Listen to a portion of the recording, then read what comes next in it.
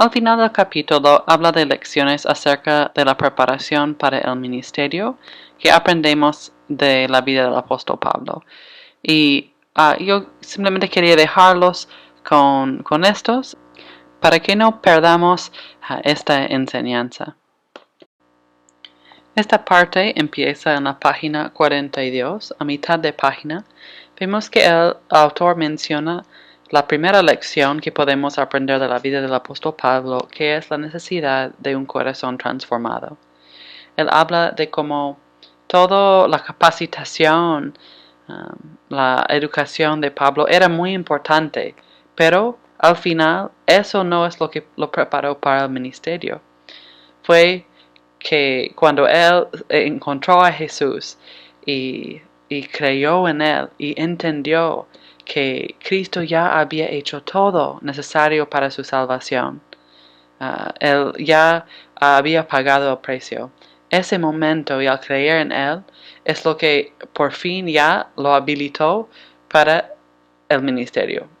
Y eso da valor a toda su capacitación y conocimiento para que lo pueda usar para Jesucristo. Así que cuando estamos haciendo nuestro ministerio, que nunca olvidemos eso de lo que Cristo ha hecho.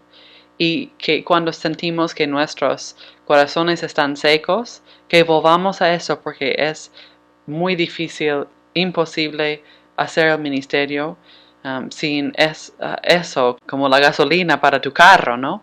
Pero también es una lección para que cuando escogemos ministros para una obra, muchas veces vemos el talento, vemos quién puede predicar un sermón más bonito, pero lo que es más importante es el corazón transformado por Cristo, porque esa persona que está dependiendo de Cristo para su salvación y para todo su ministerio, demuestra el fruto del Espíritu Santo que vemos hablado en Gálatas y muchas veces al final va a tener más éxito que el que ya tenía toda la preparación académica o teológica, porque la preparación se puede hacer siempre, pero no se puede hacer un ministerio sin ese corazón transformado.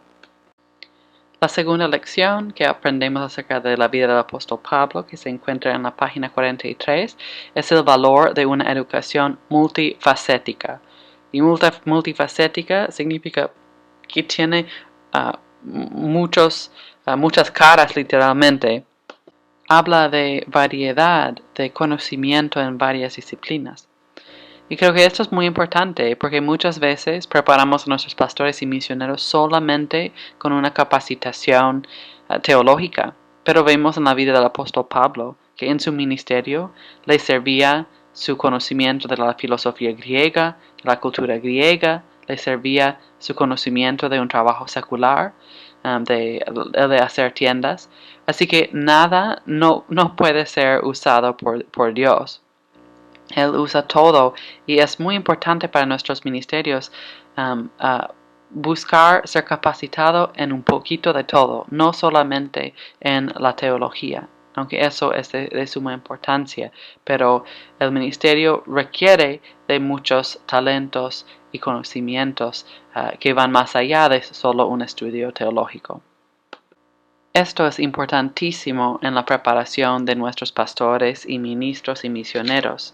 He visto a muchos misioneros que hablan de ir al campo y darse cuenta de que sus estudios en la clase no eran suficientes.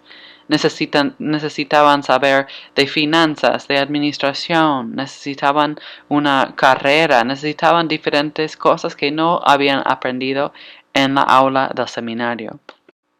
El seminario te da los fundamentos y el conocimiento teológico y misional para poder enseñar, para poder entender. Pero Dios es quien nos capacita completamente, porque Él no solamente nos lleva al seminario o un lugar donde podemos estudiar, pero también nos capacita de otros modos. Así que creo que eso nos recuerda nunca menospreciar la educación en cada sentido. Y siempre estar a la expectativa para ver cómo Dios quiere usar los talentos que ya tenemos. Y el número 3, que vemos en la página 44, lo valioso que es enviar cristianos maduros al campo misionero. Así que vemos que Pablo era un candidato perfecto en que tenía conocimiento de la palabra de Dios, pues del Antiguo Testamento, ¿no? Y también del pueblo de Dios y cómo ayudar a dirigir al pueblo de Dios, aunque tenía algunas cosas equivocadas cuando Cristo lo enseñó. Vemos que él llevó toda esa experiencia al campo misionero, pero como también hemos visto en el segundo capítulo, él no fue de repente para ser misionero a los gentiles. Duró unos 10 años más antes de que él fue enviado como el Señor ya para empezar su obra misionera. Así que vemos que tenía aún más tiempo para aprender de la fe en Cristo y para vivirla en comunión con otros hermanos. Y vemos que esto es esencial para la obra misionera. Cuando él va, él ahora tiene la autoridad para enseñar a los hermanos de las nuevas iglesias. Vemos que él tiene la madurez para enseñar, para discipular, para ser mentor para otros creyentes. Vemos que tiene la madurez para enfrentarse con conflictos en la iglesia de una manera madura y sabia. Puede llevar a otros hermanos con él y enseñarlos acerca de cómo hacer la obra de Dios. Estas son cosas que un creyente no maduro en la fe todavía no puede hacer. Así que al enviar a personas de nuestras iglesias para empezar obras, para apoyar la obra misionera, que pensemos en estas cosas.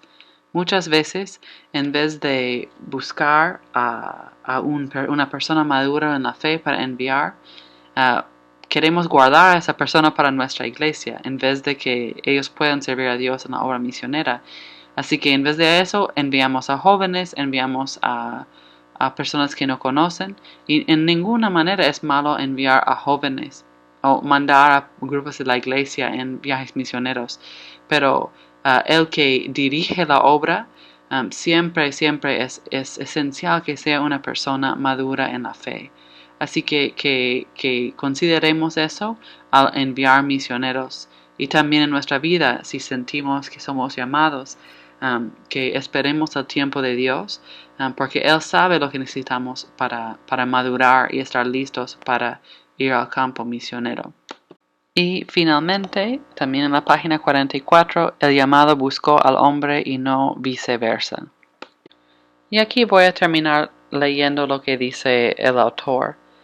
Dice que Pablo no comenzó su primer viaje misionero hasta tanto no hubo recibido un llamado de la iglesia. En nombre de la congregación, Bernabé llamó a Pablo al ministerio de la iglesia de Antioquía. Y cuando aproximadamente un año después Pablo y Bernabé partieron en su primer viaje, fueron los de la iglesia de Antioquía quienes, después de ayunar, orar e imponerles las manos, los despidieron. El pastor Edgar Honecke resume con acierto la aplicación de esta verdad a nuestro ministerio en su ensayo, el modus operandi misionero de San Pablo con los que no están incorporados a la iglesia. En su ensayo dice esto: San Pablo esperó por años ser comisionado al campo misionero mundial, mientras trabajaba en relativa obscuridad a lo largo de la costa del Mediterráneo, en Cilicia, cerca de Tarso, su ciudad natal. Si el Señor quiere que llevemos a cabo cierta obra, seguramente lo hará en el momento que Él considera propicio y a través del proceso ordenado por Él establecido, es decir, por medio de un llamado de la iglesia. Mientras nuestra mejor preparación para cualquier otro trabajo que el Señor tenga preparado para nosotros es el de ser pacientes y fieles en el lugar y la labor a que hemos sido llamados. Creo que la lección aquí es asegurarnos de que no estamos intentando cumplir con el llamado que Dios nos ha dado a nuestra manera, buscando hacerlo en nuestro tiempo y según queremos hacerlo nosotros, sino siendo fiel a Él y esperando su tiempo para que Él sea quien nos llame, Él sea quien nos comisione y que pueda usar nuestra iglesia y los que están a nuestro alrededor para enviarnos y confiar el llamado que nos ha dado. Así que simplemente quería repasar estos brevemente porque fue al final del capítulo y creo que a veces ya cuando llegamos al final del capítulo estamos leyendo rápido para terminar. Pero creo que estas son lecciones muy, muy valiosas para nosotros como los que estamos preparándonos para ser ministros, también como parte de la iglesia que envía a misioneros, que capacita a pastores, que consideremos quiénes son los que debemos estar mandando, cómo podemos reconocerlos y también qué cosas debemos tomar en cuenta al prepararnos.